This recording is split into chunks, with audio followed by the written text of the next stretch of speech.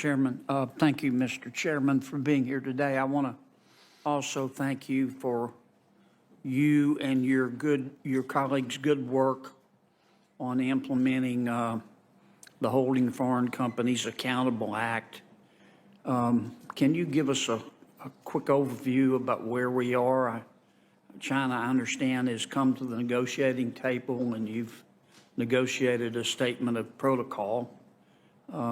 Could you give us an update on the status of your good efforts? Yes, and again, I want to thank you because Senator Van Hollen just came in and you shepherded that through. And I think that the Holding Foreign Companies Accountable Act gave us the additional leverage to work with Chair Williams down at the PCOB, and we had numerous meetings with the Chinese.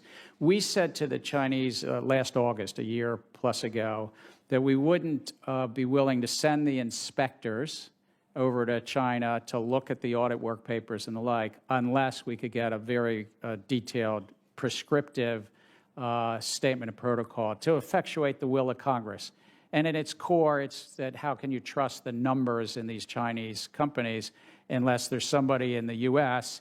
who's auditing the auditor, so to speak, technically inspecting and investigating. Mm-hmm. They did sign that. We thought it was important to get that signed. The PCOB is sending inspectors over. I think they're on flights tomorrow because I think it starts Monday the 19th. And it takes about 8 to 10 weeks to get through. So we'll probably know somewhere around Thanksgiving or early December. And I don't know if the Chinese are going to comply. They've told me. I mean, the Ministry of Finance have told me directly on WebEx calls, and the China Securities Regulatory Commission has said they will comply, and it's pretty clear. No redactions in the work papers. Take testimony from whomever the PCOB needs to take testimony from. They can onward share the information to us, and they can pick whichever companies they want to look at. I'm not sure they'll comply either, but they move further toward compliance than at any point in the past.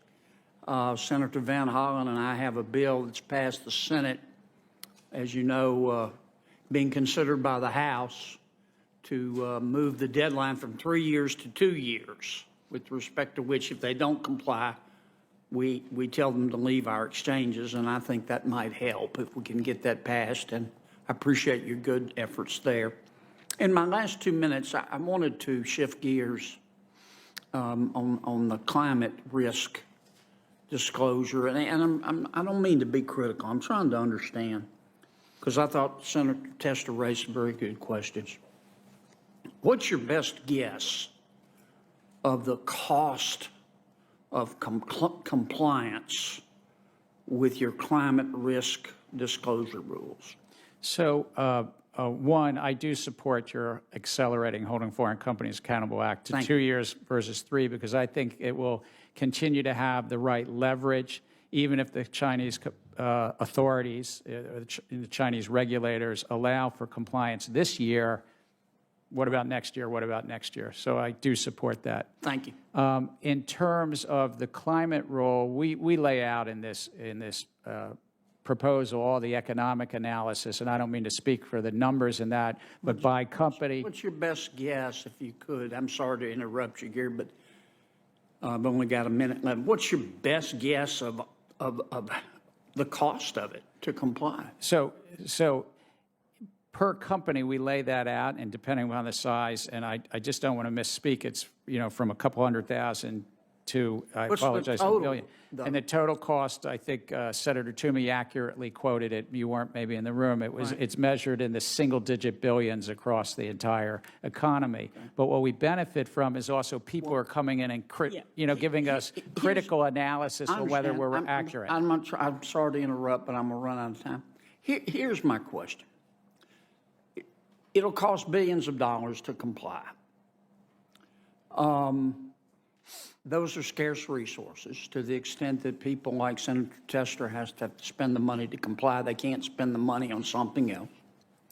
Presumably, the purpose of the rule is to focus investors' attention on the risk of climate change so that they will demand that companies do a better job. The purpose of which is to lower the world's temperatures. Am I okay? Am I doing No, okay? actually, but that's not the purpose. The purpose, I mean, I can speak for the 5-member commission, but also for myself. We're not a merit regulator. So the purpose actually is not to do what you said. It's just for investors to get the information. I think the people supporting the rule, that's their intention. That's not why I support it. Okay, fair enough. But I think that's what most people expect.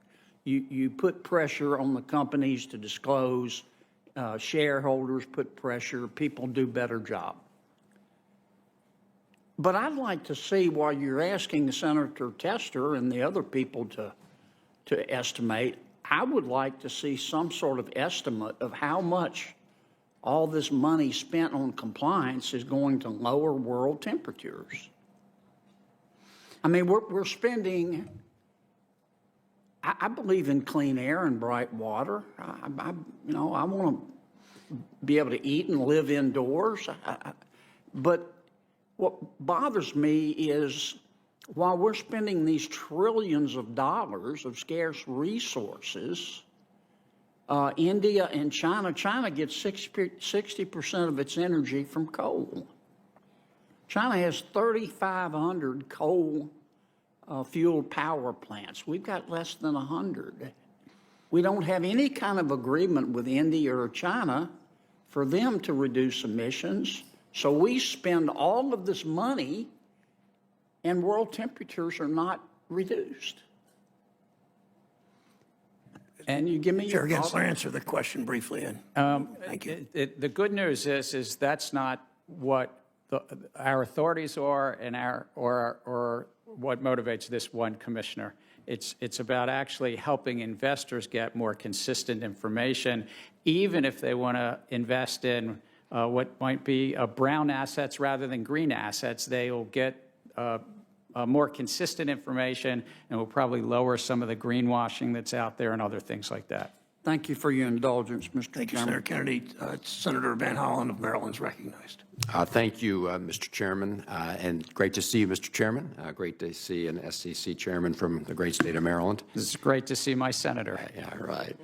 Let me just pick up on the first point that Senator Kennedy raised in terms of implementation of the Holding Foreign Countries Accountable Act. I just want to thank you and your team for pursuing that. I also agree we should shorten the time period to 2 years, and I want to thank Senator Kennedy for his work on this. The idea, of course, was to make sure we protect American investors, especially smaller investors, by ensuring that all companies listed on our exchanges comply with our accounting rules. And I know you had very tough negotiations with China. Thank you for keeping us informed. The ultimate proof is in the pudding, right?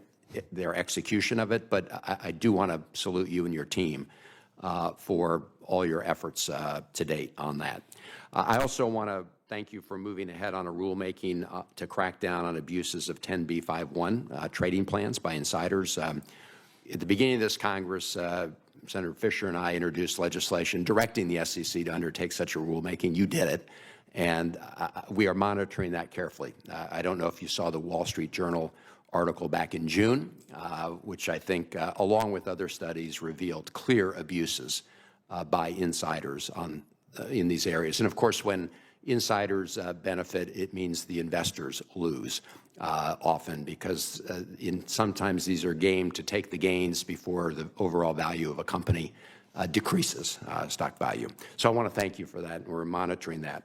I also want to thank you and your team for recognizing the real issue of fraudulent scams, security scams, often directed against seniors. These amount to up to $3 billion every year. And we have a bipartisan bill here that I know the chairman and the ranking member are probably tired of hearing of, but I appreciate their I think, support for the bill, which is to empower states to better crack down on this fraud by creating a grant, federal grant through the SEC to help them out. And we've heard testimony on behalf of state insurance commissioners and state securities commissioners strongly indicating their support. So you recognize this is a big problem that we should deal with, do you not? Oh, I do. I think that fraud in, as you said, in the elder community, or sometimes it's affinity-based fraud, we see all too much of it at the SEC in our weekly enforcement meetings.